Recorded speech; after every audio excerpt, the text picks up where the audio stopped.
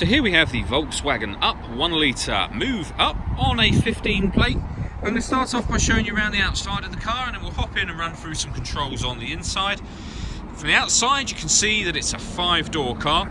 We're going to start off inside the boot and then move away around the rest of the car from there. You'll see we have a 60/40 split folding rear seat. This tray section will lift and remove to reveal the full boot size, which given the size of the car is very good. It's a deep boot. And then underneath this carpet section we have a full-size spare wheel, which is unusual these days. Okay, so we're just going to work our way back round to the front of the car now, and then we'll hop in and run through some controls on the inside. And now that we've done a full circle of it, you can see it's in lovely condition the whole way round. Just briefly before we climb in, I think it's well worth seeing the interior from this exterior point of view. These seats are in great condition. There's plenty to run through on the dashboard, so let's hop in and we'll do that right now. Okay, so now that we're inside the car, we're going to start with the dials. On the left-hand side, we have the rev counter. We have the speedometer in the middle and the fuel gauge on the right. Also in the middle there, you can see the total miles for this car are 22,890. Over in the centre, we have the stereo system for the car. But before we come to that, just above it, we have the air conditioning. So we can set the temperature with this dial, fan speed with the middle one, direction of the air on that right-hand dial there. The air conditioning is on when that light is on, so off or back on again.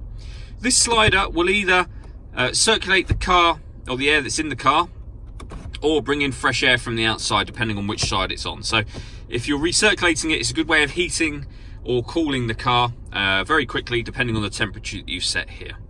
We have a rear heated screen and your hazard warning lights just there. And then underneath that, we have the stereo system, which includes a CD player and auxiliary input as well. The radio is DAB, FM and AM.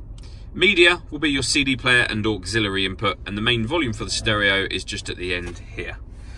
Underneath that we have some tray space, a cup holder just here. This button will set the tyre pressure, so if you want to, for any reason, take a bit of air from each tyre, when you jump back in, the car will warn you that it's lost some tyre pressure. You'll obviously know that that's the case because you've done that on purpose. That button will set that as the new level for the tyre pressure. Anything that then dips below that, the car will warn you. So it'll always warn you if you've got a puncture, giving you the time to make it somewhere quiet before having a look at changing to the spare. You have a 12-volt charging socket underneath that cap, and then a 5-speed manual gearbox. All that leaves me to say is thank you for taking the time to watch this video. If you'd like to come and see the car in person and have a test drive, please feel free to call any of our MJA sites. We'd love to hear from you soon.